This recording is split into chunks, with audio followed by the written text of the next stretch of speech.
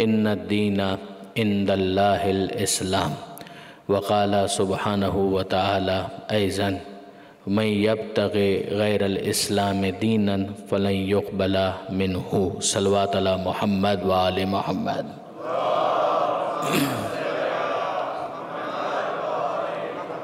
برادران عزیز و خاران محترم، آج کی ظاہر ہے کہ ایک کنکلوڈنگ اسپیچ ہے جس میں چیزوں کو وائنڈ اپ کرنا ہے، سمرائز کرنا ہے۔ مسلسل آپ نے ان دونوں آیتوں کی تلاوت سننے کا شرف حاصل کیا ہے۔ آل عمران کی یہ دونوں آیتیں ہیں کہ جس میں پروردگار عالم نے ڈیسائسولی اور بہت ایکسپلیسٹلی یہ ارشاد فرمایا کہ ان الدین عند اللہ الاسلام، دین اللہ کے نزدیک صرف اور صرف اسلام ہے۔ اور پھر آگے جا کر پروردگار عالم سورہ آل عمران ہی کے اندر یہ ارشاد فرماتا ہے کہ من یبتغی غیر الاسلام دینا، کہ اسلام سے ہٹ کر کسی اور کو بطور دین اگر کوئی قبول کرنا چاہتا ہے تو یہ اپنا شوق پورا کر لے، لن یقبل منہ، مگر پھر اس سے کچھ بھی قبول نہیں کیا جائے گا۔ وہو فی الآخرۃ من الخاسرین، اور وہ آخرت میں خسارہ اٹھانے والوں میں سے ہوگا۔ ویسے بھی اگر آپ سورہ آل عمران کو دیکھیں تو آپ کو سورہ آل عمران کی بہت ساری آیتیں کرسچینٹی کے کانٹیکس میں دکھائی دیں گی۔ میں اس لیے خاص طور پر اس چیز کو ہائی لائٹ کر رہا ہوں، میں نے پہلے بھی ایک مرتبہ یہ بات بیان کی تھی کہ یہ مت سمجھیے گا کہ ایک آئیڈل ورشپنگ ہے، اس کو تو اسلام ڈیفینیٹلی کمبیٹ کرتا ہے، اس کو تو ڈیفینیٹلی ٹیکل کرتا ہے، مگر اس کے علاوہ جتنے آسمانی مذاہب ہیں ان کو اسی طریقے سے قبول کرنے کے لیے تیار ہے۔ جی نہیں، Islam has something to offer, اسلام کچھ آفر کرنے کے لیے آیا ہے۔ اگر ایسا نہ ہوتا تو جناب سلمان فارسی کو اسلام قبول کرنے کی کوئی ضرورت نہیں تھی۔ He was Christian in his early time. اگر آپ ان کی ہسٹری بھی اٹھا کر دیکھیں تو وہ پہلے کرسچن تھے۔ اب جب وہ آ رہے ہیں پیغمبر اکرم کے پاس تو پیغمبر اکرم ان کو اسلام کی دعوت کیوں دے رہے ہیں؟ پیغمبر اکرم کو تو کہنا چاہیے کہ بھائی تم جہاں ہو ٹھیک ہو، بس اگر تھوڑی بہت یہ اگر تمہاری کچھ کریکشن ہو جائے عقائد کے اندر تو تم آخرت میں سیلویشن کے بارے میں پریشان مت ہو۔ مگر ہم دیکھتے ہیں کہ سلمان فارسی باقاعدہ اسلام کو اس کی ٹرو اسپرٹ کے اندر ایکسیپٹ کرتے ہیں، اس کو قبول کرتے ہیں۔ اسی طریقے سے نیومرس ایگزامپلس دی جا سکتی ہیں۔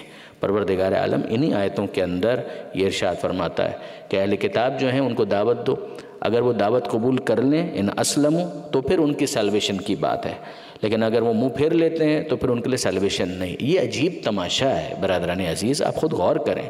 میں اگر کینیڈا میں آنا چاہتا ہوں تو کینیڈین رولز کے مطابق مجھے ویزا اپلائی بھی کرنا پڑے گا، فارم بھی فل کرنا پڑے گا۔ میں اگر یہ کہوں کہ صاحب میں کینیڈا آنا چاہتا ہوں مگر انڈین فارم جو ہے میں نے فل کر لیا ہے، اتنی محنت سے میں نے فل کیا ہے، ایجنٹ کے پاس بھی گیا، اس سے میں نے انڈین ویزا کے سارے رولز اینڈ ریگولیشنز بھی سمجھ لیے اور اس کا فارم بھی فل کر دیا، پتہ نہیں کینیڈا والوں کو کیا ہو گیا ہے مجھے ویزا نہیں دیتے، تو آپ لوگ مجھ پر ہنسیں گے، آپ مجھ سے کہیں گے اب تماشا آپ نے لگایا یا ان لوگوں نے لگایا؟ ویزا آپ کو کینیڈا کا چاہیے، فارم آپ انڈیا کا کیوں بھر رہے ہیں؟ تو میں نے محنت تو بہت زیادہ کی ہے، زحمت تو میں نے بہت برداشت کی ہے، اس زحمت ہی کا خیال رکھ کر کم سے کم کینیڈا والے مجھے ویزا لگا دیں۔ تو وہ کہیں گے کہ صاحب کینیڈا کا اگر آپ کو ویزا چاہیے تو انڈیا کی ویزا کے پیچھے جو آپ نے محنت کی ہے اس کا اس کے ساتھ تعلق کیا ہے؟ آپ کی وہ ساری محنتیں برباد ہو جائیں گی، وہ محنتیں آپ کے منہ پر مار دی جائیں گی، وہ فارم آپ کا پھاڑ دیا جائے گا۔ اگر انڈین ایمبیسی کا ایشوڈ ویزا فارم اگر میں کینیڈین ایمبیسی کے اندر جمع کرا رہا ہوں، وہ کہیں گے کہ آپ کا دماغ تو ٹھیک ہے، آپ کی طبیعت تو ٹھیک ہے۔ میں کہوں میں نے محنت بہت زیادہ کی ہے، میرا پسینہ بھی بہت بہا ہے، میں نے ایجنٹ کو فیس بھی بہت زیادہ دی ہے۔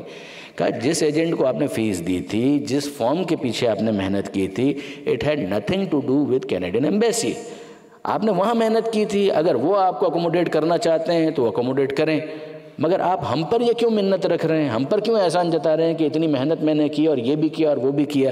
جب آپ نے ہمارا فارم نہیں بھرا ہے، جب ہمارے ڈاکومنٹس جو ریکوائرڈ تھے وہ سبمٹ نہیں کروائے تو سوری، آپ کو ایکسپیکٹ بھی نہیں کرنا چاہیے کہ ہم آپ کو ویزا گرانٹ کریں گے۔ آپ کو یہ بات جو ایمبیسیز کے کیس میں سمجھ میں آتی ہے، کنٹریز کے کیس میں سمجھ میں آتی ہے، وہ ریلیجن کے کیس میں کیوں سمجھ میں نہیں آتی ہے؟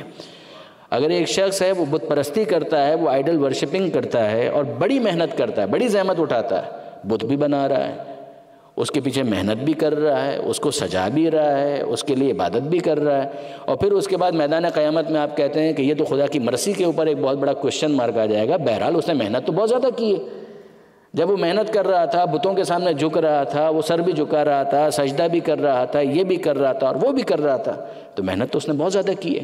اس محنت ہی کو ریگارڈ کرتے ہوئے پروردگار عالم کچھ نہیں، پھول نہیں تو پھولنی پانکھڑی جو گجراتی کے اندر کہا جاتا ہے، کہ پھول نہیں تو پھول کی پنکھڑی کچھ تو ملے پروردگار عالم کی طرف سے.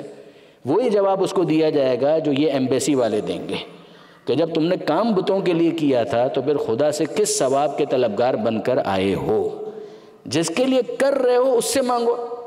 اگر ان کا کوئی وجود ہے، اگر ان کی کوئی حقیقت ہے تو پھر ٹھیک ہے، تم ان کی بارگاہ میں پہنچو گے.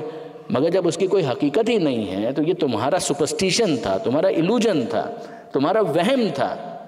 تم نے اپنے ذہن کے اندر ایک خود ساختہ مذہب تراشا، اس کو پکچرائز کیا اور پھر اس کے سامنے جھک گئے.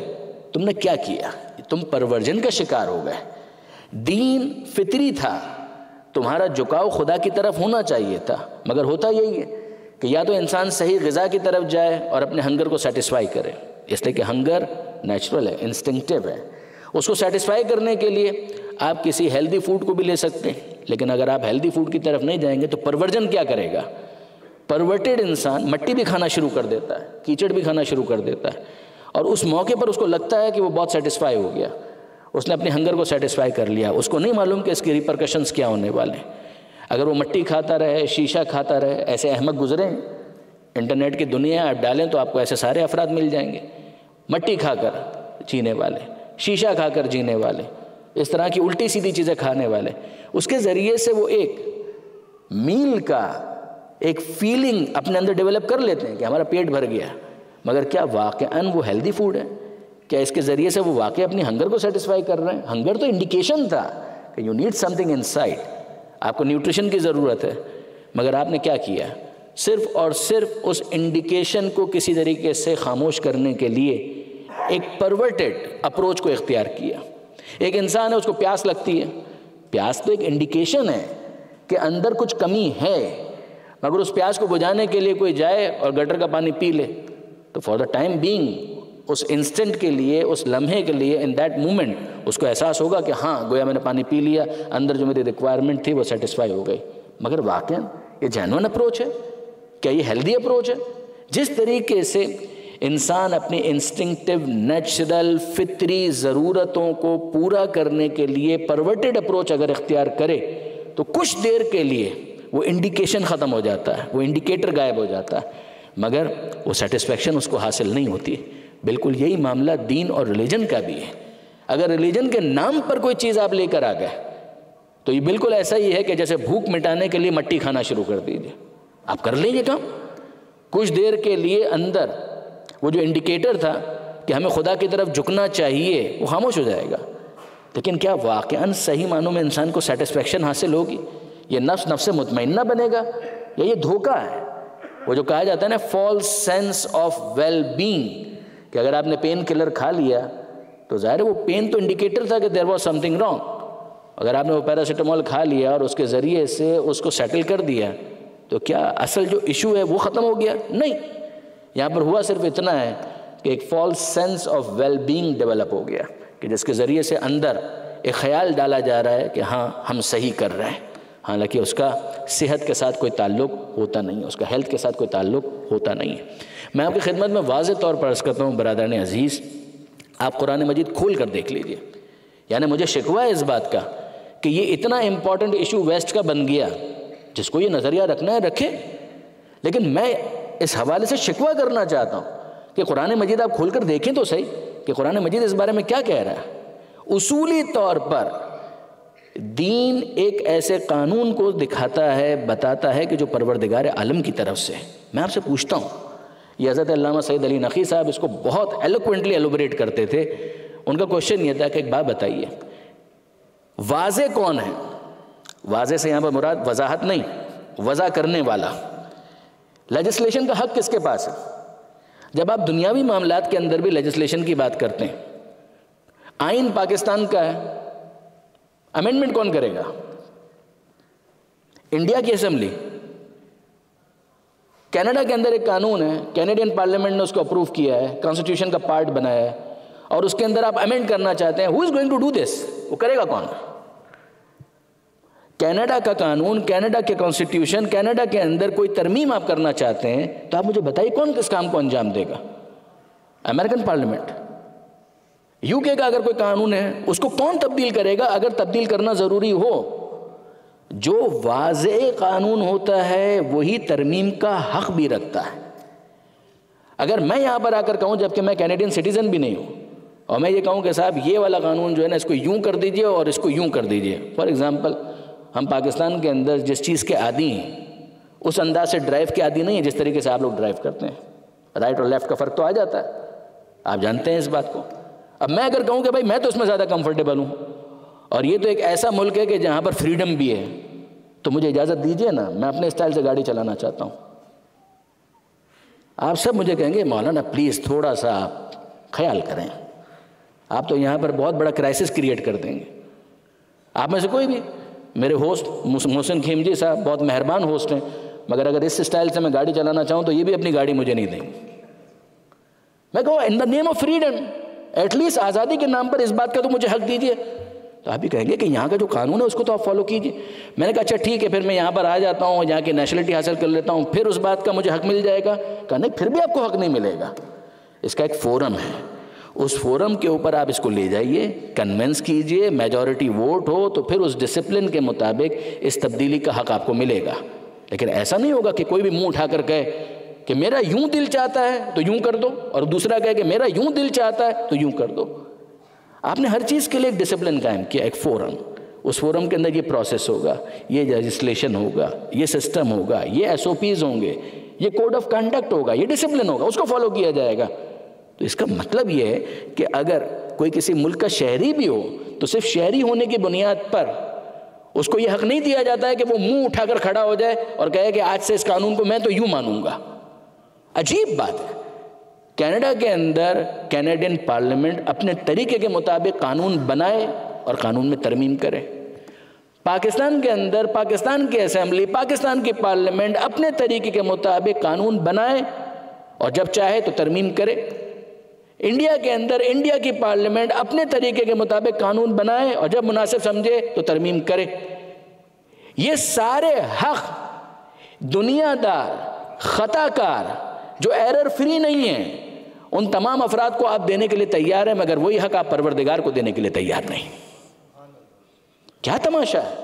یہاں پر آپ یاد رکھیے گا برادران عزیز، قانون میں تبدیلی دو وجوہات کی بنا پر ہوتی ہے۔ یا انسان اس بات کو ریئلائز کرے کہ جو پچھلا قانون تھا اس قانون کے اندر کوئی سقم، کوئی فلا باقی رہ گیا، وہ ایرر فری نہیں ہے، اور لیٹر فیز کے اندر آپ ریئلائز کرتے ہیں کہ صاحب وہ جو قانون بنایا تھا اس کے اندر خطا تھی، اس کے اندر غلطی تھی، اس کے اندر مسٹیک تھی، اس کے اندر ایرر تھا۔ لہٰذا آپ لیٹر فیز کے اندر کہتے ہیں کہ now we are correcting our cells, کہ جو پہلے ہو گیا وہ غلط تھا اور ہم اس کو کریکٹ کر رہے ہیں۔ اور دوسرا کیا ریزن ہوتا ہے؟ آپ کہتے ہیں کہ وہ قانون جو ہم نے بنایا تھا وہ ٹھیک ہے، اس وقت کے لیے صحیح تھا، مگر اب اس موقع پر یہ فٹنگ نہیں ہے، اس کو تبدیلی کی ضرورت ہے، لہٰذا ہم اس کو تبدیل کر دیتے ہیں۔ یہ ہوتا ہے۔ پروردگار عالم کے کیس میں آپ کیا پاسبلٹی دیتے ہیں، کیا پروبیبلٹی دیتے ہیں؟ پروردگار عالم، کیا پہلا جو قانون بنایا تھا وہ غلط تھا؟ نہ، قطعاً غلط نہیں تھا۔ کیا اس کے اندر خطا کا امکان تھا؟ خطا کا امکان نہیں تھا۔ تو پھر پروردگار عالم کیا قانون کو تبدیل کرے گا؟ جواب جی ہاں، پروردگار عالم نے بھی قانون تبدیل کیا ہے۔ شریعت اسی لیے منسوخ ہوئی ہے، مگر آپ غور کیجئے قرآن مجید اس بارے میں کیا کہتا ہے؟ ما ننسخ من آیت او ننسها نأت بخیر منها او مثلها، سورہ بقرہ کے اندر جب ہم کسی آیت کو منسوخ کرتے ہیں، اس کو محو کرتے ہیں، تو یاد رکھنا نأت بخیر منها، یا ہم اس سے بہتر لے کر آتے ہیں یا اس جیسی ہی کوئی دوسری چیز لے کر آتے ہیں، مگر کون لے کر آتا ہے؟ ہم لے کر آتے ہیں، ہم لے کر آتے ہیں۔ اگر موسیٰ علیہ السلام کی شریعت کو منسوخ ہم نے کیا ہے تو دوسری شریعت ہم لے کر آئیں گے، یہ کام ہم کریں گے۔ کیا کسی ایرر کی وجہ سے؟ Not possible in the case of Almighty, خدا کے کیس میں یہ پاسبل نہیں ہے، تو پھر کس لیے؟ وہی کہ جب ہمیں یہ محسوس ہوتا ہے کہ انسانیت اس مرحلے پر پہنچ گئی ہے کہ جہاں پر اس کو ایک نئی شریعت کی ضرورت ہے، یہ کام ہم کریں گے۔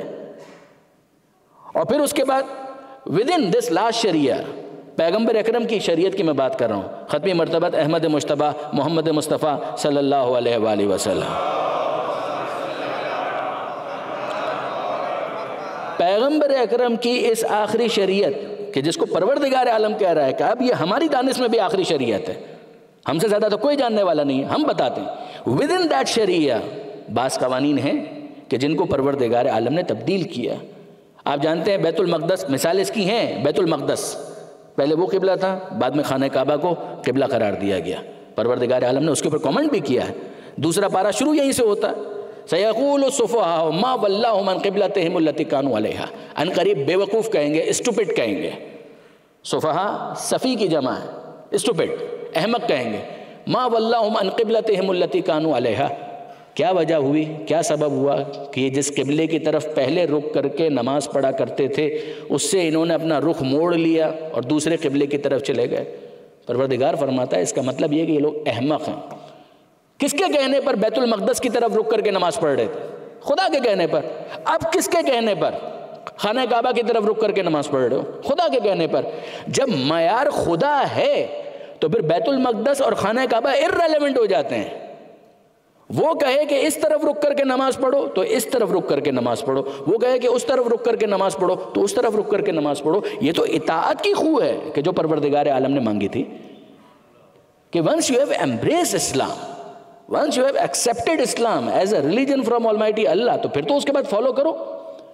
میں پھر واپس آپ کو یاد دلا رہا ہوں کہ جب تک آپ کینیڈین سٹیزن نہیں بنتے دنیا کے قوانین کے اندر جو لا آف لینڈ ہے وہ آپ کے اوپر اپلائی نہیں ہوگا. لیکن ایک دفعہ جب آپ یہاں کے سٹیزن شپ لے لیتے ہیں تو ہر وہ قانون کہ جو اسلام کے ساتھ متصادم نہیں ہیں آپ اس کو فالو کریں گے. وہ اسی وجہ سے آپ فالو کریں گے کہ آپ یہاں کے سٹیزن ہیں، وہ دین سے متصادم نہیں ہیں، دین سے کانفلکٹ میں نہیں ہیں، تو پھر اس کے بعد اس کو فالو کرنے میں کوئی ایشو نہیں. لیکن آپ غور فرمائیے برادران عزیز، یہی معاملہ دین کے اندر. میں نے ابھی ایک مثال آپ کے سامنے پیش کی، آپ اس کو پھیلاتے چلے جائیے معاملہ اور پھیلتا چلا جائے گا. کتنی ایسی مثالیں میں آپ کے سامنے عرض کر سکتا ہوں. آیا نجوہ قرآن مجید کے اندر اس میں جو حکم دیا گیا اس کو منسوخ کیا گیا. پہلے فیز کے اندر نمازیں 2 رکعت ہوا کرتی تھیں، 2 units only. لیٹر فیز کے اندر مغرب کی 3 ہو گئی، عشاء کی 4 ہو گئی. اس پہ بھی مجھے یاد آیا، اب تھوڑا سا لائٹر نوٹ کے اوپر بھی سن لیجئے. یہ ہمارے جو کراچی کے دوست ہیں وہ تو اچھی طریقے سے واقف ہیں. کھارا در کراچی کا ایک علاقہ، محلہ، میرا بچپن، چائلڈ ہوڈ سب وہیں پر گزرا اور وہ مجھے علاقہ بہت عزیز ہے، بہت زیادہ. اس لیے کہ وہاں کا جو ماحول اور انوائرمنٹ تھا اس کو میں نے واقعاً اپنے چائلڈ ہوڈ کے اندر بہت انجوائے کیا، غربت کے باوجود. ایک بہت علمی فضا وہاں پر تھی، اکیڈمک ایک انوائرمنٹ تھا. میرے استاد حضرت علامہ طالب جوہری صاحب، جن کے بارے میں میں نے عرض بھی کیا کہ بیمار بھی ہیں اور آپ سب ان سے واقف ہیں، انہوں نے بھی اپنا بہت وقت کھارا در میں گزارا. اچھا، یہ نماز کی رکعتوں کے حوالے سے یاد آ گیا تو میں عرض کر رہا ہوں. کیس کیا بنا؟ یہ ان کا ابتدائی زمانہ تھا، وہ ممبر پر آ چکے تھے اور ان کے ایک بہت محسن، جن کو وہ خود بھی اپنا محسن کہتے ہیں، مرحوم سلیمان رحمانی صاحب، وہ ان کے مینٹور تھے. ایک مرتبہ نشست میں وہ کہہ رہے تھے کہ اگر میرا سگا بڑا بھائی ہو تو سلیمان رحمانی جیسا ہوتا. اچھا، آپ بیمار ہو گئے علامہ طالب جوہری صاحب. آپ جانتے ہیں کہ ان کا لیول انٹلیکچولی کتنے ساؤنڈ تھے، حاضر جواب، ابھی بھی ماشاءاللہ ہیں، اللہ ان کو سلامت رکھے، ان کا سایہ سلامت رکھے. تو بیمار ہو گئے. اچھا، بیمار ہو گئے تو ان کو سلیمان رحمانی صاحب لے کر گئے معصومین ہسپتال، معصومین ہاسپٹل.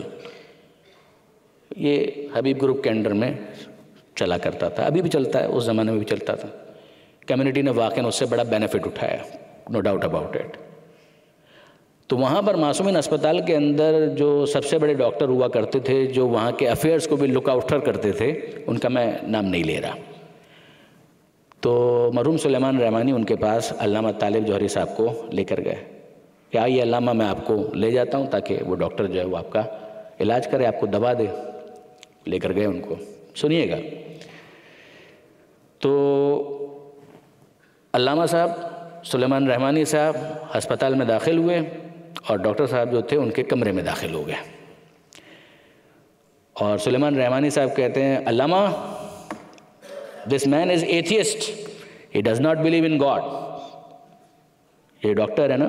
اب سلیمان رحمانی صاحب جو افراد جانتے ہیں کہ میں کن کی بات کر رہا ہوں، کہ وہ اسی انداز سے گفتگو کیا کرتے تھے. he is atheist, he does not believe in God. یہ خدا کو نہیں مانتا ہے. آج علامہ طالب جو صاحب بیچارے اس وقت بیمار تھے، سن رہے ہیں ان کی اور ان کی گفتگو. تو وہ ڈاکٹر کہنے لگے نہیں علامہ صاحب ہی از رانگ، یہ غلط بول رہا ہے، ایسا نہیں ہے، ایتھیسٹ تو نہیں ہوں میں، خدا کو تو مانتا ہوں، ایسی بات نہیں ہے، پر بات اتنی ہے، یہ مجھے آج تک سمجھ میں نہیں آیا کہ یہ کیا تماشا ہے، فجر کی 2 رکعت پڑھو، پھر ظہر کی 4 پڑھو، پھر عصر کی 4 پڑھو، پھر مغرب کی 3 پڑھو، پھر عشاء کی 4 پڑھو، یہ کیا ہے؟ صبح 2 پڑھو، پھر دوپہر کو 4 پڑھو، پھر 4 پڑھو، پھر رات شروع ہو تو مغرب کی 3 پڑھو، پھر عشاء کی 4۔ خدا کو اگر 17 رکعت چاہیے تو بول دے کہ دن میں کسی ٹائم پہ بھی 17 رکعت پڑھ لو، 17 یونٹس اینڈ آل۔ ابھی بار بار کبھی یہ سمجھ میں نہیں آتا۔ تو علامہ طالب جوہری صاحب فرماتے ہیں کہ اچھا ابھی تو آپ میرا معائنہ کریں، ابھی تو میں بیمار ہوں، علاج کے لیے آیا ہوں، تو آپ میرا معائنہ کریں۔ وہ شخص وہاں پر موجود تھا کہ جس نے یہ سب کچھ مجھے رپورٹ کیا، وہ کہنے لگے ہم لوگ حیران ہو گئے جب علامہ صاحب نے یہ کہا کہ ابھی تو میں بیمار ہوں، میرا معائنہ کریں، تو ہم لوگ حیران ہو گئے کہ علامہ طالب جوہری صاحب ان کے اسٹیچر کا آدمی جواب نہیں دے رہا ہے۔ اس نے ایک اعتراض کیا ہے and he is not responding, وہ جواب نہیں دے رہے ہیں۔ انہوں نے کہا کہ بھائی میرا ابھی تو آپ معائنہ کریں۔ ہاں چھوڑیں علامہ صاحب، آئیے۔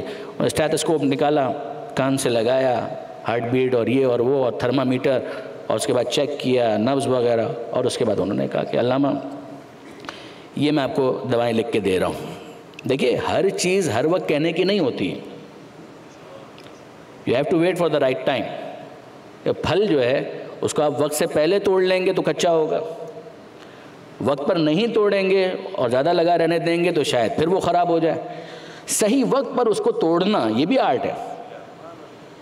تو آپ علامہ صاحب کو کہہ رہے ہیں کہ علامہ صاحب ذرا دیکھیے ابھی ہے نا آپ کا یہ مسئلہ میں سمجھ گیا، آپ کو کیا بیماری ہے، یہ میں آپ کو دوائیں لکھ کے دے رہا ہوں۔ آپ ایک کام کیجئے گا، یہ دوا ابھی آپ شروع کر دیں، صبح کو 2 گولی، پھر اس کے بعد دوپہر کے کھانے کے بعد یہ گولیاں کھا لیجیے گا، پھر اس کے بعد مغرب اور رات کا جب ٹائم آئے گا نا کھانا آئے گا تو اس کے بعد پھر آپ یہ کھانا گولی کھا لیجیے گا۔ تو علامہ صاحب نے وہ نسخہ سمجھا اور پھر اس کے بعد کہنے لگے کہ یہ ساری گولیاں ایک ساتھ کھا لوں چلے گا؟ یہ ساری گولیاں ایک ساتھ کھا لوں چلے گا؟ کہا نہیں علامہ صاحب اس طریقے سے نہیں چلے گا، یہ جو مارننگ کی ہے وہ بریک فاسٹ کے بعد لیجیے گا، یہ لنچ کے بعد لیجیے گا، اور یہ ڈنر کے بعد لیجیے گا۔ علامہ صاحب پھر کہتے ہیں کہ ایک ساتھ لے لوں تو مسئلہ کیا ہے؟ کہا کہ نہیں دیکھیں باڈی کے اندر اکارڈنگلی جتنی ضرورت ہے اس کے حساب سے میں نے آپ کو ڈوز دیا ہے، یہ مارننگ کا ڈوز ہے، یہ دوپہر کا ڈوز ہے، یہ رات کا ڈوز ہے۔ اب علامہ صاحب نے کہا کہ جس طریقے سے جسم کے بارے میں تم کو پتہ ہے کہ کب کس گولی کو کھانا چاہیے، اسی طریقے سے روح کے ڈوز کے بارے میں پروردگار کو پتہ ہے، وہ بتائے گا کہ تمہیں کب کتنی نماز کی اور کتنی رکعتوں کی مینڈیٹری ضرورت ہے، کہ یہ 2 رکعت نماز ہے، پروردگار نے اتنا ہی مانگا ہے کہ جو واجب ہے، اس کے علاوہ مستحب تو جتنا کرنا چاہو کرو۔ مگر آپ غور فرمائیے برادران عزیز، مسئلہ سارا یہ ہے کہ ہم صحت کے معاملے میں جتنا ڈاکٹر کو اختیار دیتے ہیں، اپنی روح کے معاملے میں اتنا اختیار بھی خدا کو دینے کے لیے تیار نہیں ہوتے، ورنہ اعتراض کی کوئی گنجائش باقی نہیں رہتی۔ آپ قرآن مجید کو اٹھا کر دیکھیں اور آیتیں آپ کے سامنے آ جائیں گی۔ پروردگار عالم فرماتا ہے خود پیغمبر اکرم سے، جعلناک علی شریعت من الامر فاتبعھا، میں نے کہا جس نے قانون بنایا ہے اس کو ترمیم کا حق ہے۔ یہ قانون پیغمبر نے بنایا ہے؟ یہ قانون پیغمبر نے بھی نہیں بنایا۔ پیغمبر اکرم شریعت بناتے نہیں ہیں، یہ یاد رکھیے گا، یہ فالٹی کانسیپٹ ہے اگر کسی کے ذہن میں۔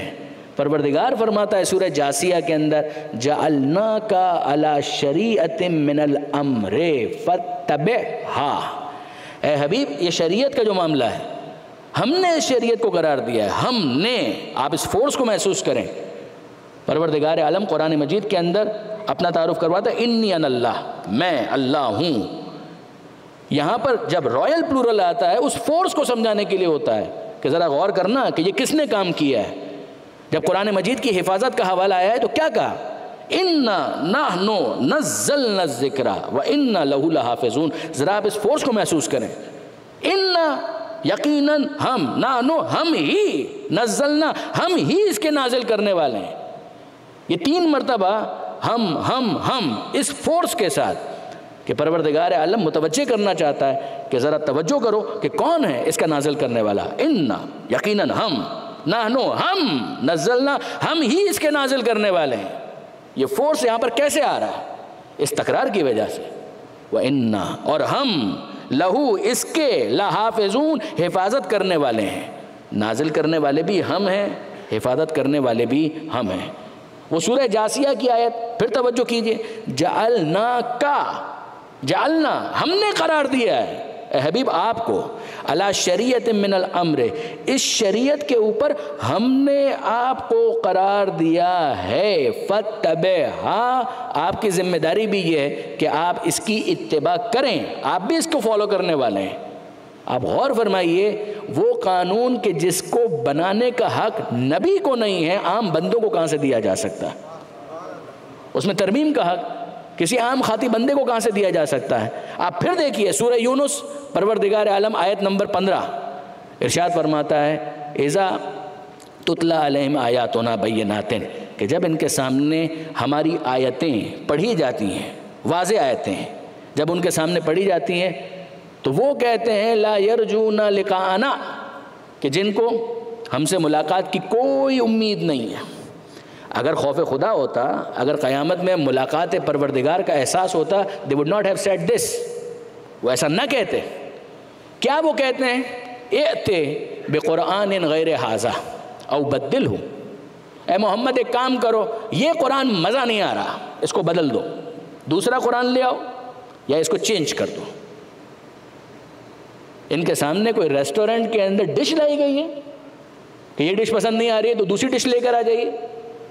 پروردگار عالم نے بہت سخت الفاظ استعمال کیے ہیں کہ جب ان کے سامنے ہماری آیتیں پڑھی جاتی ہیں بینات، تو یہ کہتے ہیں، کون کہتے ہیں؟ لا یرجون لقاءنا، کہ جن کو ہم سے ملاقات کی کوئی امید نہیں ہے۔ ائتے بقرآن غیر ھذا، کہ محمد ذرا اس قرآن کے علاوہ کوئی دوسرا قرآن لے آؤ، او بدلہ، اور یا پھر اتنا کرو کہ اسی کے اندر according to our ease, our comfort, amend کر دو۔ ائتے بقرآن غیر ھذا او بدلہ، یہ قرآن ہے۔ اے حبیب ان سے کہہ دیجئے ما یکون لی ان ابدلہ من تلقاء نفسی، اے حبیب ان سے کہیے تم مجھ سے تو ایسے کہہ رہے ہو کہ میں دوسرا قرآن لے آؤں یا اس کو تبدیل کر دوں کہ جیسے اس بات کا اختیار میرے پاس ہے۔ اب تک جو میں نے بیان کیا ہے کیا اپنے پاس سے بیان کیا ہے؟ نہ اب تک میں نے اپنے پاس سے بیان کیا ہے، نہ آگے میں اپنی طرف سے کچھ بیان کر سکتا ہوں، یہ میرا اختیار ہی نہیں ہے۔ ان اتبع الا ما یوحى الی، please be very clear on this point, میں تو اس کی اتباع کر رہا ہوں جو وحی کی صورت میں مجھ پر نازل ہو رہا ہے۔ آپ نوٹ کیجئے کہ پروردگار عالم یہاں پر ان کافروں کے اعتراض کو بھی بیان کر رہا ہے، ان کی ڈیمانڈ کو بھی بیان کر رہا ہے، یا تو یہ پورا قرآن چینج کرو یا قرآن کا کوئی حصہ اس کو تبدیل کرو۔ اور پیغمبر اکرم کو کہا جا رہا ہے ان سے کہہ دیجئے ما یکون لی ان ابدلہ من تلقاء نفسی of my own, I have no right to do this. تم کیا سمجھ کے آ رہے ہو؟ تم نے رسول کو خائن سمجھا ہے، ڈس آنیسٹ سمجھا ہے، وہ رسول کے جس کی صداقت اور امانت کا کلمہ کفار بھی پڑھ رہے تھے، اس رسول کے بارے میں تمہارا یہ خیال ہے کہ رسول اپنی طرف سے یہ کر سکتا؟ ما یکون لی ان ابدلہ من تلقاء نفسی ان اتبع الا ما یوحى الی، میں تو بس اس کی اتباع کر رہا ہوں، I am following what has been revealed, جو مجھ پر ریویل کیا جا رہا ہے۔ آپ نے غور فرمایا برادران عزیز، ایک ہے عمل پیغمبر اور ایک ہے قول پیغمبر۔ عمل پیغمبر کے بارے میں بھی پروردگار کہتا ہے اے حبیب ان سے کہہ دیجئے میں اس کو فالو کر رہا ہوں کہ جو مجھ پر بصورت وحی نازل ہو رہا ہے۔ اور جہاں تک قول پیغمبر کا تعلق ہے، بہت مشہور آیت آپ سب کے حافظے میں موجود ہے، سورہ نجم کی، وما ينطق عن الهوى ان هو الا وحی یوحی، یہ ہمارا رسول اپنی مرضی سے کوئی بات نہیں کرتا، یہ اپنی خواہش سے تکلم بھی نہیں کرتا، گفتگو بھی نہیں کرتا۔ ان هو الا وحی یوحی، بس وہی ہے کہ جو ہمارے حبیب پر نازل ہوتی ہے اور اس کے مطابق وہ گفتگو کرتا چلا جاتا ہے۔ آپ کیسے فراموش کر گئے؟ غدیر کے میدان میں بھی یہی سوال کیا گیا تھا، جب امیر المومنین کی ولایت کا اعلان ہوا تھا اس موقع پر بھی یہی سوال کیا گیا تھا کہ محمد یہ بتاؤ کہ یہ تم نے اپنی طرف سے بیان کیا ہے یا حکم پروردگار تھا کہ علی کی ولایت کا اعلان کرو؟ سأل سائل بعذاب واقع، سورہ معارج، کہ سوال کرنے والے نے سوال کیا عذاب کا. آپ غور فرمائیے، یہ تم نے اپنی طرف سے اعلان کیا ہے یا پروردگار نے تم سے یہ کہا تھا کہ علی کی ولایت کا اعلان کرو؟ تو پیغمبر فرماتے ہیں کہ میں نے اپنی طرف سے کوئی اعلان نہیں کیا. بلغ ما انزل الیک من ربک، پہنچا دیجئے وہ کہ جو آپ کے رب کی طرف سے آپ پر نازل ہوا. میں نے تو وہی پہنچایا ہے کہ جو بصورت وحی مجھ پر نازل ہوا ہے.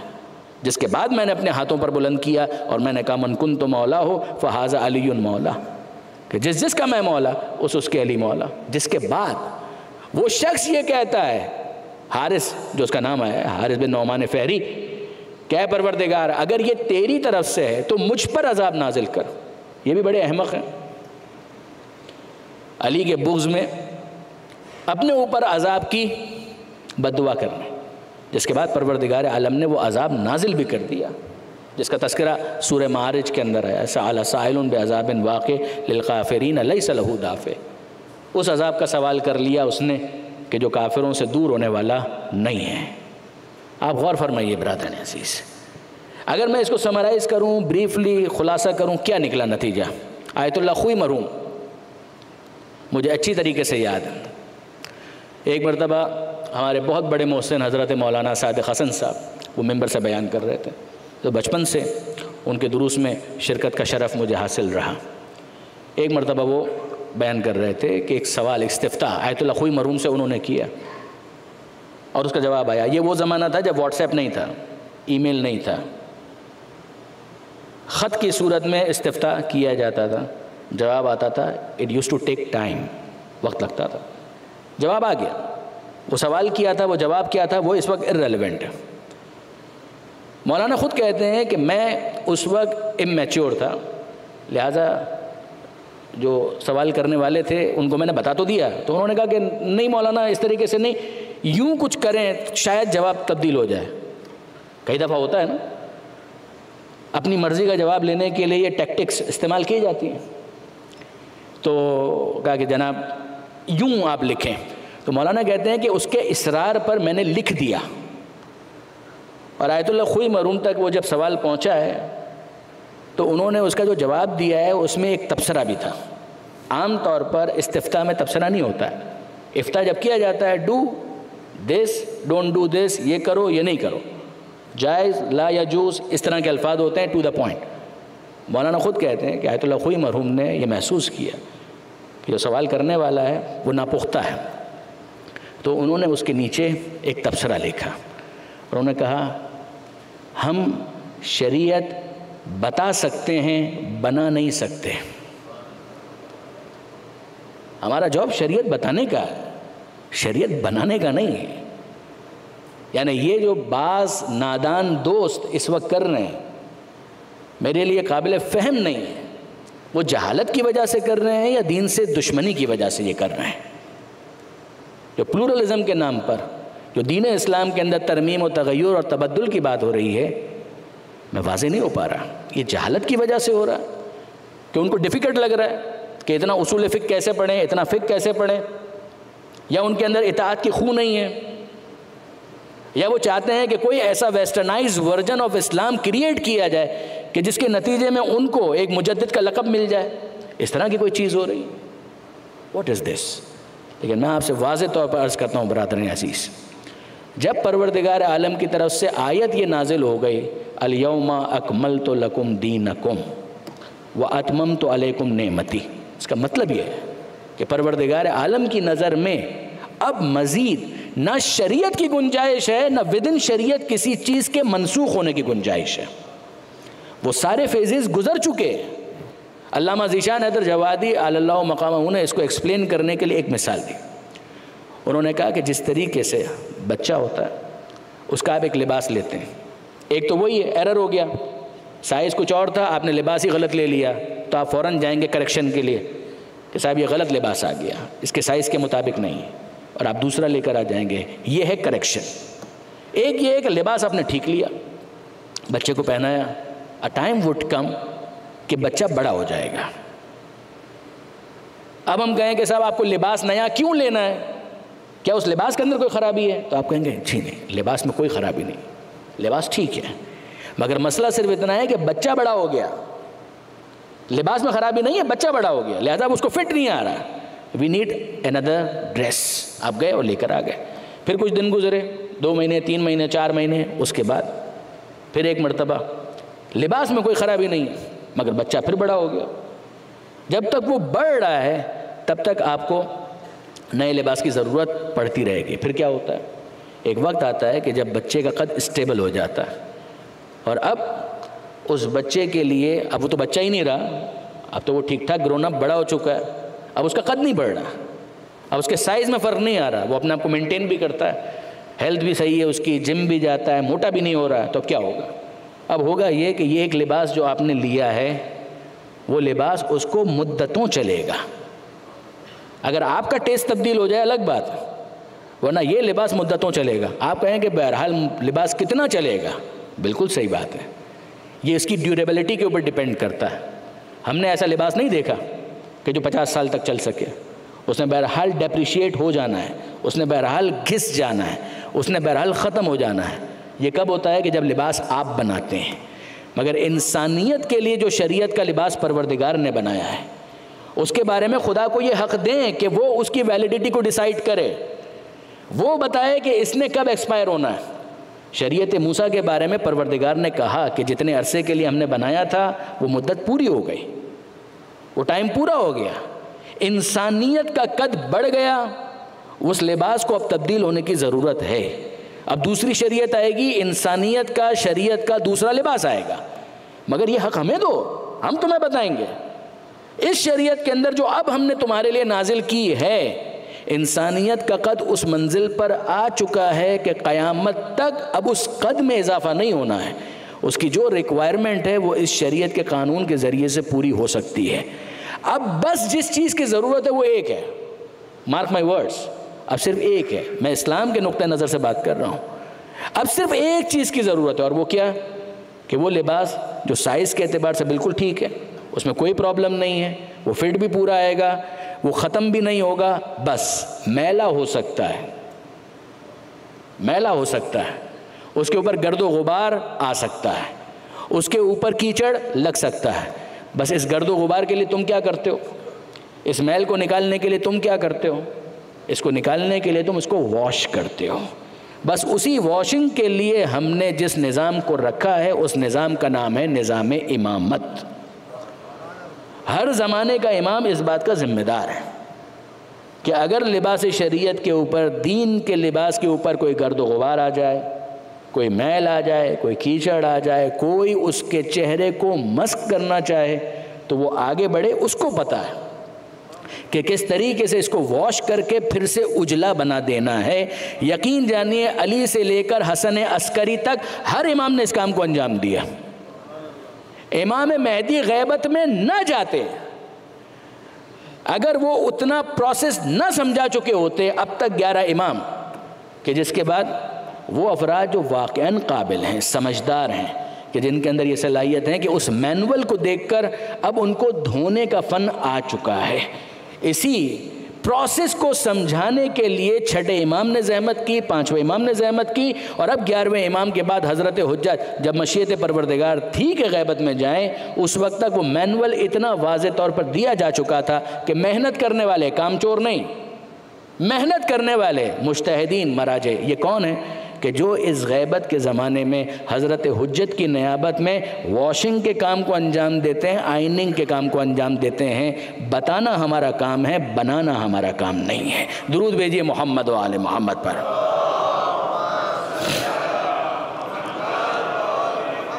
یہ اسلام کے نقطہ نظر سے. اس کے علاوہ اگر کوئی بنانا چاہتا ہے وہ اپنا دین بنائے، اس کو مبارک. اگر اس سے ہٹ کر کوئی اپنا فرقہ بنانا چاہتا ہے وہ بنائے. He would have to face the repercussions, my dear. Be very clear on this point. یہ امانت مصطفیٰ ہے جس کو شریعت مصطفیٰ کہا جاتا ہے. اس کے اندر ان تمام تر گھپلوں کی کوئی گنجائش نہیں ہے کہ کوئی بھی احمق اٹھے اور اس کے بعد پلورلزم کا نعرہ لگائے اور پھر اس نام پر وہ تبدیلیاں کرنا شروع کر دیں. میں نے اس عشرے کے اندر بھی بارہا کہا اور میں پھر اس آخری کنکلوڈنگ تقریر کے اندر کہتا ہوں، کو ایگزسٹنس یس، سر آنکھوں پر بے شک اس کی کتنی ہی مثالیں ہمارے سامنے موجود ہیں. خود قرآن مجید میں دیکھیں لکم دینکم ولی دین، واضح طور پر قرآن کہہ رہا ہے تمہارا دین تمہارے لیے، ہمارا دین ہمارے لیے۔ یہ کب کہا جا رہا ہے؟ کہ جب ان کے سامنے دین پیش کر دیا گیا۔ لا اعبد ما تعبدون ولا انتم عابدون ما اعبد ولا انا عابد ما عبدتم ولا انتم عابدون ما اعبد، میں اس کی عبادت نہیں کرتا کہ جس کی تم عبادت کرتے ہو۔ یہ ہمارا پالیسی اسٹیٹمنٹ ہے، سن لو بھائی، ہم نے دین تمہارے سامنے پیش کر دیا۔ یا ایھا الکافرون، کافر کا مطلب یہ ہے ون ہو ریفیوزز، ریفیوزل کا مطلب یہ ہے کہ اس کے سامنے کچھ پریزنٹ کیا گیا and he said no we are not agreeing to this point, fine you have right to refuse. اگر ہم غلط ہیں تو ہم ریپرکشنز کو فیس کریں گے، اگر تم غلط ہو تو تم ریپرکشنز کو فیس کرو گے آن دا ڈے آف ججمنٹ۔ لا اعبد ما تعبدون، اب ہماری بات سن لو، ہم اس کی عبادت نہیں کرتے کہ جس کی تم عبادت کرتے ہو، تم اس کی عبادت نہیں کرتے کہ جس کی ہم عبادت کرتے ہیں، تم بھی اس کی عبادت نہیں کرنے والے کہ جس کی ہم عبادت کرتے ہیں، ہم بھی اس کی عبادت نہیں کرنے والے کہ جس کی تم عبادت کرتے ہو۔ یہ برادران عزیز کیا ہے؟ یہ ایکسپلیسٹلی اپنے موقف کو بیان کرنا ہے۔ آخر میں کیا ہے؟ لکم دینکم ولی دین، تمہارا دین تمہارے لیے، ہمارا دین ہمارے لیے۔ یہ ہے کو ایگزسٹنس کی اسپرٹ۔ پھر اس کے اندر اگر کوئی کہے کہ ٹھیک ہے صاحب ہم اپنے دین پر رہتے ہوئے کیا کچھ کامن ڈینومینیٹرز ہیں کہ جس پر ڈائلاگ ہو سکتا ہے؟ بالکل ہو سکتا ہے، مباہلے کے بعد بھی یہ ہوا ہے۔ تعالوا الی کلمۃ سواء بیننا وبینکم، آ جاؤ ان باتوں کی طرف جو ہمارے اور تمہارے درمیان کامن ہے، کم سے کم توحید کے اوپر تو ایگری کرو۔ جو مشرکین ہیں ان کو توحید سمجھانے کے لیے کم سے کم تم اور ہم مل کر کچھ ایفرٹس کر سکتے ہیں، مگر تمہارے طریقہ عبادت کو ہم ڈسون کرتے ہیں، ہمارے طریقہ عبادت کو تم ڈسون کرتے ہو۔ وَتَعَالَوْا إِلَىٰ كَلِمَةٍ سَوَاءٍ بَيْنَنَا وَبَيْنَكُمْ أَلَّا نَعْبُدَ إِلَّا اللَّهَ وَلَا نُشْرِكَ بِهِ شَيْئًا۔ ان میں سے ایک کامن ڈینومینیٹر کیا ہے؟ کہ ہم اللہ کے سوا کسی کی عبادت نہ کریں، اس کے ساتھ کسی کو شریک قرار نہ دیں۔ ایک اگر کوئی اور ایسا مل جائے کہ جو کہے کہ ایک اور ڈینومینیٹر ہے کہ جس کے اندر ہم ایگری کر سکتے ہیں، well done, why not? Within Islam جو مختلف فرقوں کے درمیان کو ایگزسٹنس کی اسپرٹ ہے وہ اسی بنیاد پر ہے۔ ورنہ میں آپ سے عرض کر چکا کہ 12 اماموں میں سے کسی ایک کو بھی کم کرنا نجات کی ضمانت نہیں ہے، اس لیے کہ ان 12 میں سے کسی ایک کو بھی ہم نے اپنی مرضی سے نہیں بنایا، یہ سب اسی اسپرٹ کے تحت چل رہا ہے جو میں نے آپ کی خدمت میں عرض بھی کیا تھا۔ اس کو مانو جس کو وہ منوائے، اس کو مانو جس کو وہ جو منوائے، اس کو وہ مانو، اور جتنوں کو منوائے اتنوں کو مانو۔ کوئی ایک بھی ایسا ہے کہ جس کو آپ نے بنایا ہے تو آپ ہٹانے کا حق رکھتے ہیں، اور اگر اس نے بنایا ہے تو پھر آپ اور میں ہٹانے کا حق نہیں رکھتے۔ ہمارے پاس صرف اور صرف ایک حق ہے، اور وہ ہے سر تسلیم خم کرنے کا، جو دوسری مخلوقات مجبور ہو کر کر رہی ہیں۔ پروردگار انسان سے صرف اور صرف یہ چاہتا ہے کہ انسان اپنی مرضی سے اس کام کو انجام دے۔ اسی کی بنیاد پر آخرت میں ثواب ہے، اسی کی بنیاد پر آخرت میں عذاب ہے۔ ان الدین عند اللہ الاسلام، دین اللہ کے نزدیک صرف اور صرف اسلام ہے۔ من یبتغی غیر الاسلام دینا فلن یقبل منہ، اسلام سے ہٹ کر کسی اور دین کو قبول کرنا چاہتے ہو، کرو، اپنا یہ شوق پورا کرو، مگر پھر اس سے ایکسیپٹ کچھ نہیں کیا جائے گا، وہ اس کا شکوہ نہ کریں، پھر یہ نہ کہیں کہ اتنی محنت ہم نے کی پھر اس کے بعد بھی ہم کو ثواب نہیں ملے گا۔ آپ نے ایک ڈسپلن کے اندر رہتے ہوئے محنت نہیں کی ہے، آپ اپنے آپ کو رجسٹر کروانے کے لیے تیار نہیں، آپ پروسیس کو فالو کرنے کے لیے تیار نہیں، پھر اس کے بعد یہ شکوہ بے محل ہے، پھر اس شکوے کی جسٹیفیکیشن نہیں بنتی، اس کمپلین کو آنر نہیں کیا جا سکتا۔ یہ برادران عزیز پورے عشرے کا خلاصہ، اور یہی آج کی مجلس کا بھی خلاصہ۔ میں آپ سے پوچھتا ہوں، مجھے انصاف سے بتائیے، اگر یہ چیزیں اتنی امپورٹنٹ نہ ہوتی تو حسین مظلوم اکبر کو قربان کر دیتے؟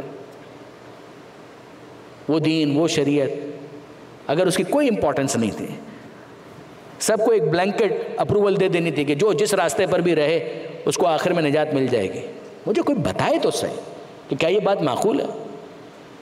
اس کا پہلا نتیجہ یہ نکلتا ہے کہ نبی آخر زمان کو آنے کی کوئی ضرورت نہیں تھی، نہیں بھی آئے ہوتے تو کام تو چل ہی رہا تھا، قرآن کو نازل کرنے کی کوئی ضرورت نہیں تھی، نہ بھی آتا تو بھی نجات تو لوگوں کو مل ہی جانی تھی۔ اس کا دوسرا نتیجہ کیا نکلتا ہے کہ پیغمبر اکرم کو اپنے بعد کسی کو آفیشیل اسپوکس پرسن بنانے کی ضرورت نہیں تھی، نہ علی کو، نہ حسن کو، نہ حسین کو، کسی کو بھی نہیں۔ اور اس کا آخری نتیجہ کیا نکلتا ہے؟ امام مہدی کو بھی آنے کی کوئی ضرورت نہیں۔ کیا تماشا لگایا ہوا ہے، غیبت غیبت غیبت، اس کا آخری نتیجہ یہ ہے۔ آپ فورس ہی کریں، اگر آپ ویژنری ہیں تو آگے دیکھنے کی کوشش کریں کہ یہ بات کہاں تک جائے گی۔ پیچھے کس کس کا انکار ہوگا اور آگے کس کس کا انکار ہوگا، اور درمیان میں سے کس چیز کو ہٹایا جائے گا؟ پورا دین لپیٹ دیا گیا ہے اس ایک فلسفی کے نام پر۔ یہ فلسفی ہے، یہ کرپٹ فلسفی ہے۔ Be very clear on this point. میں نے آیتیں آپ کے سامنے پیش کی ہیں، میں نے آپ کے سامنے احادیث پیش کی ہیں، اور میں اس کے اندر بہت کلیئرٹی کے ساتھ آپ سے یہ کہہ رہا ہوں کہ یہ کرپٹ فلسفی ہے۔ اس کے نام پر یوتھ کو، نوجوانوں کو گمراہ کرنے کی کوشش کی جا رہی ہے۔ اگر اسلام کی ٹرو اسپرٹ کو آپ سمجھنا چاہتے ہیں، آپ قرآن کو کیسے بائی پاس کر سکتے ہیں؟ اگر آپ اسلام کی پالیسی کو سمجھنا چاہتے ہیں، پیغمبر اکرم کی احادیث اور اہل بیت کے فرامین کو آپ کیسے نظر انداز کر سکتے ہیں؟ پیغمبر اکرم کا وہ فرمان، میں تمہارے درمیان دو چیزیں چھوڑ کر جا رہا ہوں، اگر ان دونوں سے متمسک رہو گے گمراہ نہیں ہوں گے، لن تضلوا بعدی، اگر ان دونوں سے متمسک رہو گے صراط مستقیم پر رہو گے، ان میں سے کسی ایک کو بھی چھوڑ دیا تم گمراہ ہو جاؤ گے۔ فلسفی کیا کہتی ہے؟ یہ کرپٹ فلسفی کہ کوئی گمراہ نہیں ہوگا، کچھ بھی نہیں ہوگا، ان دونوں کو بھی چھوڑ دو تب بھی تم نجات پالو گے۔ ایک طرف پیغمبر کا یہ فرمان ہے، ایک طرف قرآن کی یہ آیتیں، ایک طرف احادیث ہیں، معصومین کی قربانیاں ہیں، اور دوسری طرف کہاں کس چور دروازے سے فلسفی کے نام پر یہ چیز پیش کی جا رہی ہے۔ میں پھر کہہ رہا ہوں، تکرارن کہہ رہا ہوں، کو existence, yes, I can quote numerous examples of coexistence my dear، وقت میں گنجائش نہیں ہے۔ نجاشی، حبشہ میں نے پیش کیا تھا، اس کے علاوہ بھی کئی ایسی مثالیں جو میں آپ کی خدمت میں دے سکتا ہوں۔ اسی کی روشنی میں اگر کوئی مسلم کنٹری ہے اس میں نان مسلمس، کوئی مسلم کنٹری ہے اس میں ود ان اسلام مختلف فرقے، they should learn how to coexist، they should learn how to tolerate each others، they should learn کہ کیسے ایک انسان کے اندر اتنا تحمل ہونا چاہیے کہ وہ دوسرے کے عقیدے کے مخالف ہونے کے باوجود اس کو حق کے حیات دے، رائٹ ٹو لیو دے، زندہ رہنے کا حق دے، چاہے وہ آئیڈل ورشپر بھی ہو تب بھی دے۔ پروردگار عالم نے کوئی ایسا قانون نازل نہیں کیا ہے کہ جس کے نتیجے میں بلا وجہ کوئی دوسرے سے حق کے حیات کو چھین سکے، نہ، یہ وہ منزل ہے کہ جہاں پر ٹالرنس ہونی چاہیے۔ لیکن کیا اس بات کی گنجائش ہے کہ دین بدل دیا جائے، شریعت بدل دی جائے اس طریقے سے کہ نہیں ایسنس تو ہے مگر اوپر جو فارم ہے اس کے اندر تبدیلی ہو سکتی ہے؟ کوئی تبدیلی نہیں ہو سکتی۔ جتنی گنجائش ہے وہ شریعت نے خود دے دی ہے۔ اگر ایک انسان ہے وضو نہیں کر سکتا، تیمم کا پروویژن شریعت نے رکھا ہے۔ ایک انسان ہے کھڑے ہو کر نماز نہیں پڑھ سکتا، بیٹھ کر نماز پڑھنے کا پروویژن خود شریعت نے دیا ہے۔ یہ flexibility within sharia already exist کرتی ہے۔ پروردگار عالم نے جتنی فلیکسیبلٹی دی ہے وہ ہے، اور وہ کافی ہے۔ اس کے بعد ان تمام حماقتوں کی کوئی ضرورت نہیں ہے کہ جو ان دا نیم آف پلورلزم کیا جا رہا ہے۔ بس برادران عزیز، ظاہر ہے کہ آج کربلا سے روانگی کا تذکرہ ہمیں کرنا ہے۔ میں نے شام غریبہ کے مجلس میں یہ کہا تھا، عصر عاشور تک شہیدوں کا ماتم ہے، اور شام غریبہ سے اسیروں کا ماتم ہے، اور یہ اسیروں کا ماتم شہیدوں کے ماتم سے جدا نہیں ہے، اور شہیدوں کا ماتم اسیروں کے ماتم سے جدا نہیں ہے۔ بس تصور میں لے کر آئیے کہ کیا گزری ہے سید سجاد کے دل پر شام غریبہ سے لے کر 11 محرم کی فجر تک، کس طرح سے گزاری ہے یہ رات سید سجاد نے۔ ملتا ہے خیمے جل چکے، بیبیاں لٹ چکی، لاشا حسین پامال ہو گیا، مگر اب اس کے بعد جو باقی رات ہے، برادران اہل سنت کے بعض علماء نے اپنی کتابوں کے اندر لکھا کہ یہ باقی رات سید سجاد نے ایک سجدہ شکر میں گزاری۔ مذاق نہیں ہے برادران عزیز، بھائی کا لاشا، بابا کا لاشا، جلتے ہوئے خیموں کا دیکھنا، پھوپھیوں کی چادروں کا لٹتے ہوئے دیکھنا، کانوں سے گوہر کا لٹتے ہوئے دیکھنا، اور پھر اس کے بعد ایک سجدہ شکر میں سید سجاد باقی پوری رات گزار دیں۔ کیا ورد کر رہے تھے وہ بھی لکھا ہوا ہے کہ لا الہ الا اللہ حقاً حقا، لا الہ الا اللہ شکراً شکرا۔ ایسا ہو تو اسے سید الساجدین کہا جائے، ایسا ہو تو اسے زین العابدین کہا جائے۔ سجاد ایسے تو نہیں کہا گیا، سجدہ کرنے والوں کا سردار ایسے تو نہیں کہا گیا، عبادت کرنے والوں کی زینت ایسے تو نہیں کہا گیا۔ مگر اب عاشور کے بعد اگلا دن 11 محرم کا آیا اور عمر سعد نے حکم دیا۔ عمر سعد نے اپنے نجس سپاہیوں کے لاشوں کو دفن کیا ہے، ان پر نماز بھی پڑھی ہے، مگر حسین کا لاشا ریگزار کربلا میں کچلا ہوا پڑا ہے۔ سید سجاد کے دل سے کوئی پوچھے کہ کیا گزر رہی تھی؟ نہ غسل دے سکتے ہیں، نہ کفن پہنا سکتے ہیں، نہ نماز جنازہ پڑھ سکتے ہیں۔ ہاتھوں میں ہتھکڑیاں ہیں، پیروں میں بیڑیاں ہیں، گلے میں توق خاردار ڈالا جا چکا ہے، گرفتار کر لیا گیا، دے آر ناؤ کیپٹیوز۔ اور ایسے میں عمر سعد نے کہا کہ بس چلو اب ہمیں کوفے کی جانب جانا ہے، سواریاں تیار کی جائیں۔ اور اب سواریاں وہ ہیں کہ جن کے اوپر اماریاں نہیں ہیں، محملیں نہیں ہیں، برہنہ پشت اونٹوں کی جن کے اوپر بیویوں کو سوار ہونا ہے۔ اس موقع پر لیلا ناقے پر سوار ہونا چاہتی ہیں، دائیں بائیں دیکھتی ہیں۔ یاد آ رہا ہے کہ اس سے پہلے جب کبھی میں سواری پر سوار ہوا کرتی تھی، میرا بیٹا اکبر آ کر میرا بازو تھاما کرتا تھا، اے بیٹا اکبر تم کہاں ہو، ماں کو سوار نہیں کراؤ گے؟ فروا قاسم کو تلاش کر رہی ہیں، اے بیٹا قاسم جب کبھی تیری ماں سوار ہوا کرتی تھی تو آ کر اپنی ماں کو سہارا دیا کرتا تھا، کہ آج سہارا نہیں دے گا۔ اور جناب زینب، ان کا سوار ہونے کی شان تو عجیب تھی کہ جب وہ سوار ہونے لگتی تھی تو ایک طرف سے عباس آگے بڑھتے تھے، دوسری طرف سے اکبر آگے بڑھتے تھے، تیسری طرف سے خود حسین آیا کرتے تھے کہ اب زینب کو سوار ہونا ہے۔ مگر آج 11 محرم کو کوئی سوار کرانے والا موجود نہیں ہے۔ ایسے میں علی کی بڑی بیٹی جناب زینب کہتی ہیں، اے لیلا پریشان نہ ہو، اکبر نہیں ہے تو کیا ہوا، میں تمہیں سوار کراؤں گی۔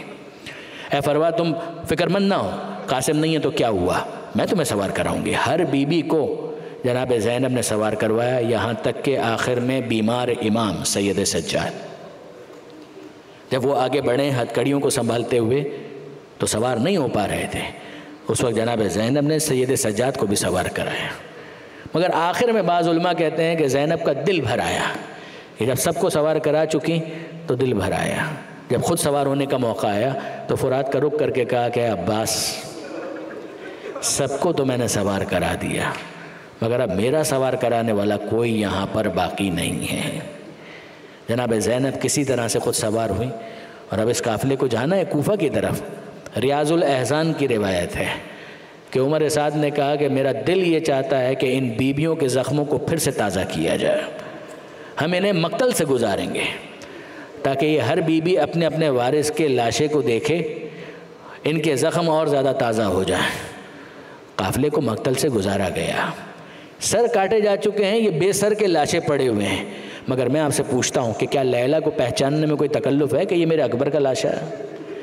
کیا فروا کو پہچاننے میں کوئی مشکل ہے کہ یہ میرے قاسم کا لاشا ہے؟ کیا ام کلثوم کو عباس کے لاشے کو پہچاننے میں کوئی دقت ہے؟ کوئی دقت نہیں ہے۔ سید سجاد کو یہ پہچاننے میں کوئی مشکل ہے کہ یہ میرے بابا کا لاشا ہے؟ کوئی زحمت نہیں ہے۔ تو اب ہو کیا رہا ہے، ہر بیوی اپنے اپنے وارث کے لاشے کو دیکھ رہی ہے اور آنسو بہا رہی ہے۔